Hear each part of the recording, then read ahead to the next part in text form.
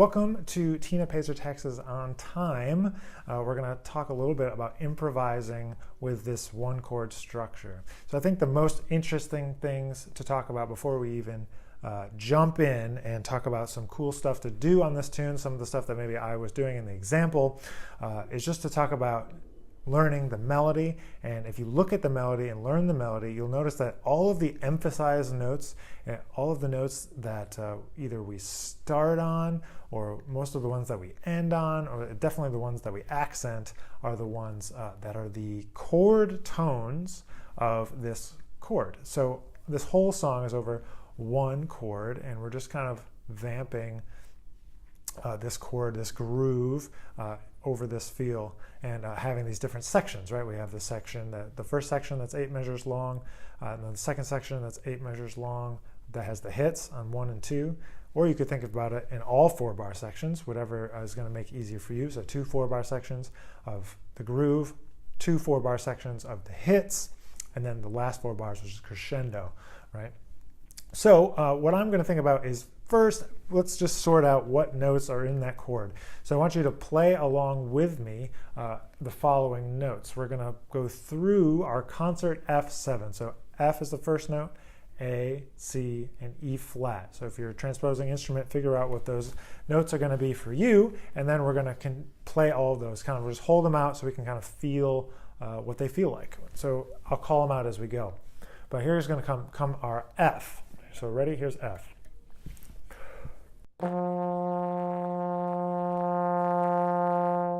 Let's move on to A.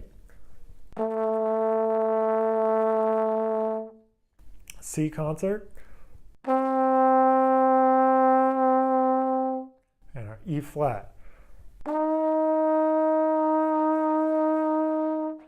So to me, the most interesting thing about this is to think about how those notes feel. And to me, the one that has the kind of weirdest or interesting feel is going to be that E flat, right? This one. It's a note, the root note is that F, that home note.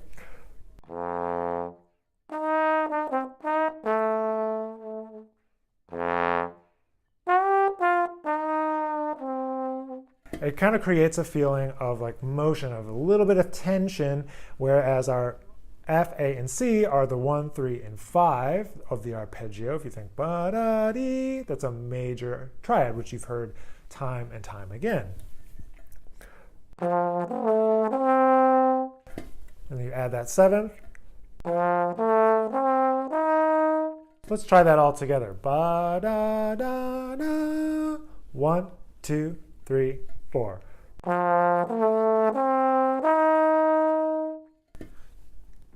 So that's what we're going to do, is to use that arpeggio to be the basis of all the things that we want to talk about with improvising over this tune.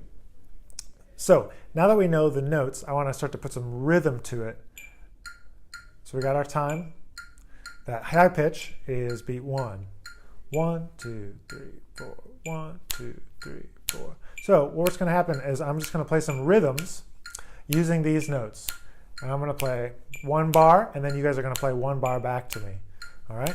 So 1, 2, starting on F. Your turn.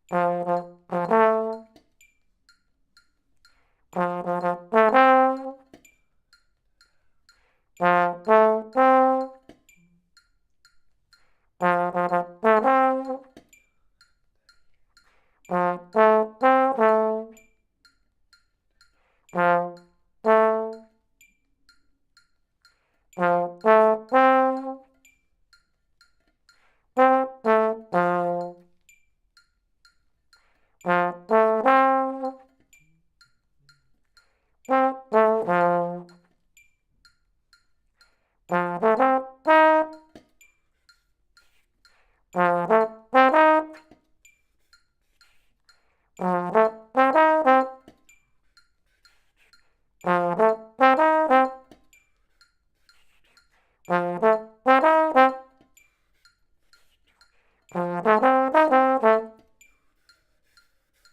right, so if that was hard for you, go back and start to learn those things. Obviously, we started on our home note, we started on F, and then we kind of expanded from there to include the other notes in the arpeggio, because those are the notes that we're dealing with, right? So, and you've heard as when we first did it, just the F, A, C was very consonant, right? Ba da da, 1, 3, 5.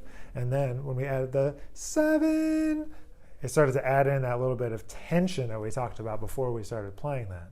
So now that we've done one bar phrases, I want to start to think about playing some longer phrases, but we're still only dealing with these notes. And I know maybe you're anxious to get onto some other notes, but let's play around with the notes and see how far we can get. So I'm always going to start on this F, this concert F, this home note. All right, and we're going to play now 2 bar phrases instead of 1 bar phrases to give you a little bit of time to react in between and to kind of think about what was happening. So we're only going to use those notes, concert F, concert A, concert C, and concert E flat, but we're going to kind of start to mix them up a little bit. As we go through this further, I'm going to start only playing on the F, but maybe I'm going to pick up on the last note where we left off sometimes, but you're only having 4 note choices. Now we might start to displace octaves and start to expand our options, but we're going to stick super simple. We're only thinking about these arpeggiated notes, all right? And we're at that same performance tempo. 1, 2, 2 bars, mi.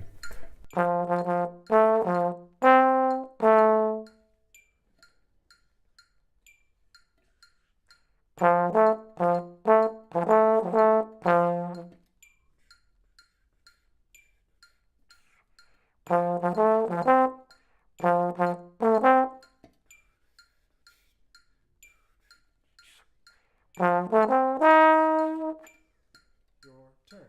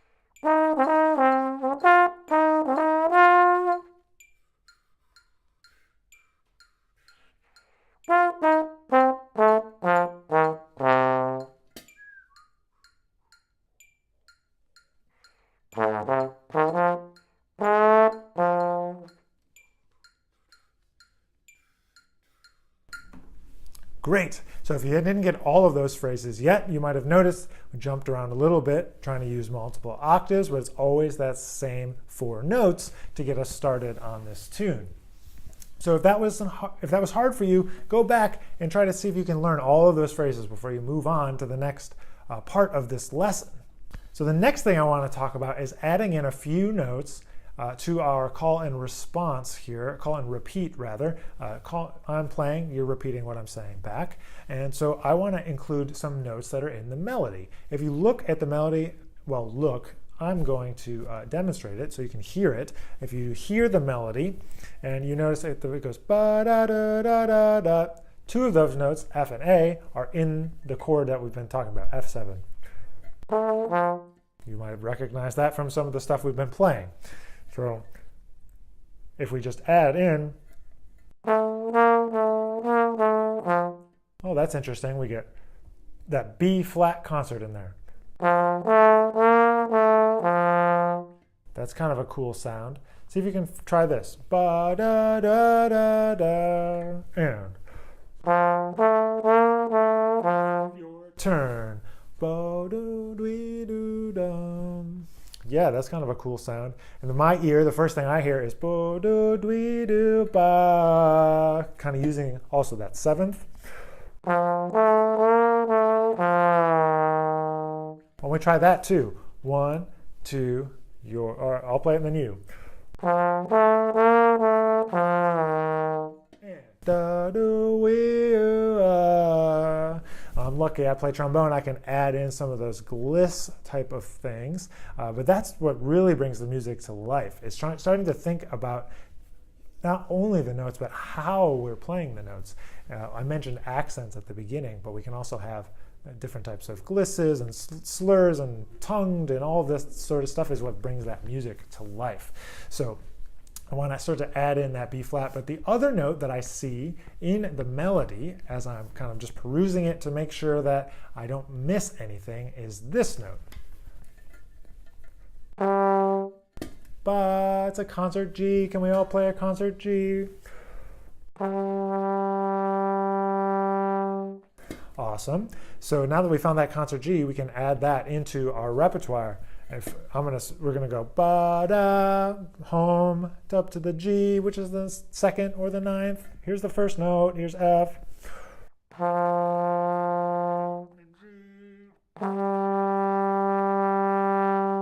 Great. So you found that now. So we're gonna add that in as well as our possible vocabulary. So now if you start to add all those notes together, you get the 1, 3, 5, 7. And then you also have this one, which is the fourth, that B flat concert, and also the G. Now if you put that all together, it sounds like this.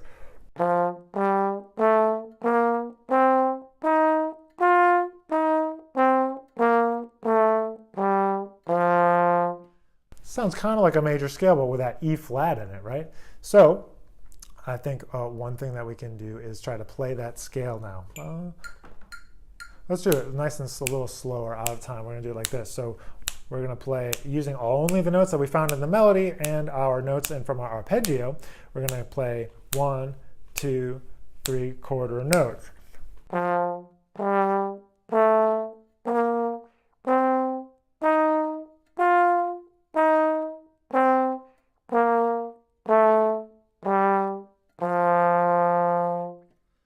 All right, so now I'm going to do a little bit more call and repeat, and I'm going to go back to our performance tempo from our original example.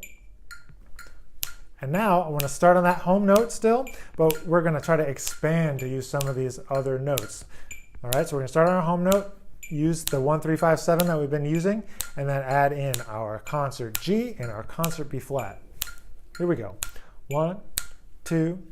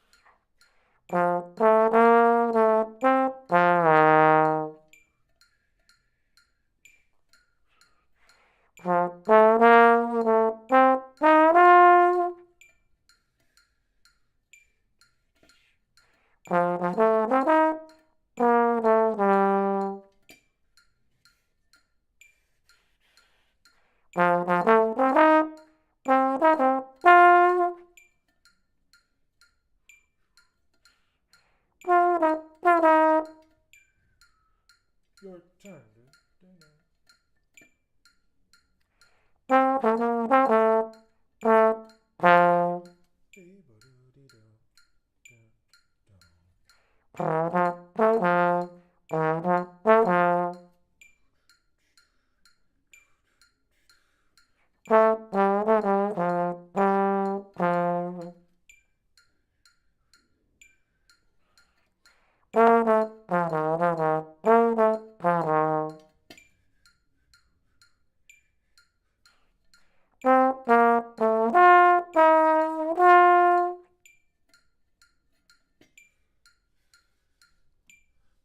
great. If you haven't figured all of those licks out yet, why don't you just rewind the video, play through that sequence one more time so you can start to feel how those different notes work. What I think you might notice if you go back and do it again is that anytime that we end on a 1, 3, or 5, it feels settled. It feels like home. But if we end on some of those new notes, the G, that second or ninth, the B flat, the fourth scale degree, and also the E flat, it gives us a little bit of like a question mark to our phrase. So if we're thinking about how our music relates to language, it's like we're ending with that question mark. And then the next phrase might answer that question, and it ends on a consonant note, a note that's in the home sound, that FAC, that just feels like we're settled there.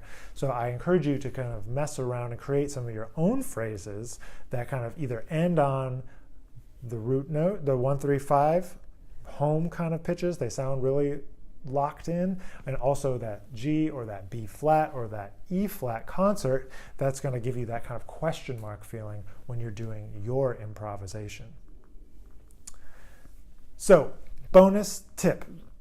The things that are going to make your solos even better on this tune is, one, not always having to start on the root. A lot of the things that we started with today, for ease of communication and for you to start to use your ear to find these phrases, we started on the root. We started on that concert F. However, if you go moving forward and start using other notes that are inside of that sound, that A, that C, that E flat, that G, that B flat that we talked about, all of those things can be found as the first note.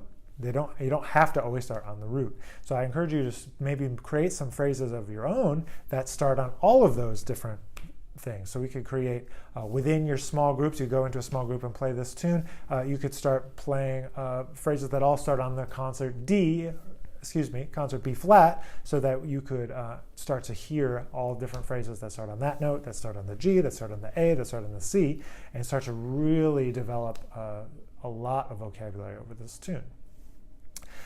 Some other things that'll make you sound really good real quick is trying to think about the shape of the form. If you noticed in the form of the tune, there's the little bop, bop, and then there's a space. There's two ways you could approach that. You could let the band say bop, bop, and then you can play in the space there. Bop, bop, and then I might play bwee doo dee da, and then the band plays bop, bop, and then play something else, bwee doo da, bop, bop. So use that space to help construct the overall shape of your solo. Use that to your advantage, and use that last 4 bars that with the crescendo there to kind of mimic the melody and create your solo to create more energy into the top of the form. So using the song itself to tell us what to do on the improvisation is so awesome, because you don't have to think about it too much. It's already right there for you. You just use the elements that are there. It's not rocket science, I promise. It's super, super simple. Just use the information that we have. And think about how you're playing the notes, whether that's with accents or that's with maybe adding some things like scoops to the notes that are already in the chords, like that.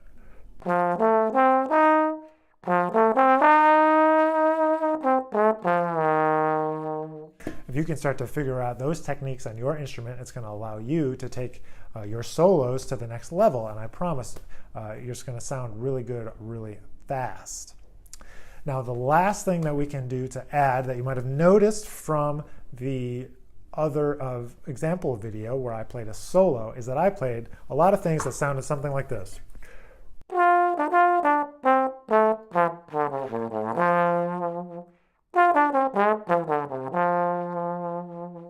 So what I was doing there is using something that we call the pentatonic scale. pentatonic scale just means it has 5 notes, and it uses a lot of the notes that we already played, and it changes out the E flat for a D concert. So I want to cue you through all these notes so you can just get this pentatonic scale in your head as another tool that's going to work over this whole song. All right, so we have what we worked on before, that scale that was 1, 2, 3, 4, 5, 7, 1, using that E flat as an important note. And we can also use this pentatonic scale as another tool. So it sounds a little bit like this. Well, I'm going to play the note and I'm going to cue you, and I'll call it out as we go. So here's the F, concert. Now G, concert. Now A, concert. Then C, then D, and then the high F. Let's go back down. D, C, A, G, and F. So I want you to get familiar with that scale. Let's see if we can play it in quarter notes now. We'll go ba da da da da da da da da da. 1, 2, 3.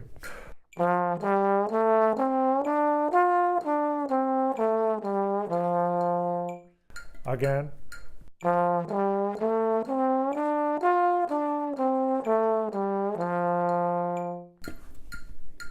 Okay, so now pause the video and go get super comfortable with that scale. And when you get comfortable, come back, because we're going to do a call and response using that scale as our basis, as not the 1, 3, 5, 7, but the pentatonic scale as our tool. Okay, here we go. We're going to do a 2-bar call and repeat, and we're going to use the pentatonic scale to inform you about what the notes are that we're going to play. All right, so make sure you already practiced that. Here we go, 2 bars each. 1, 2, my turn first, ready?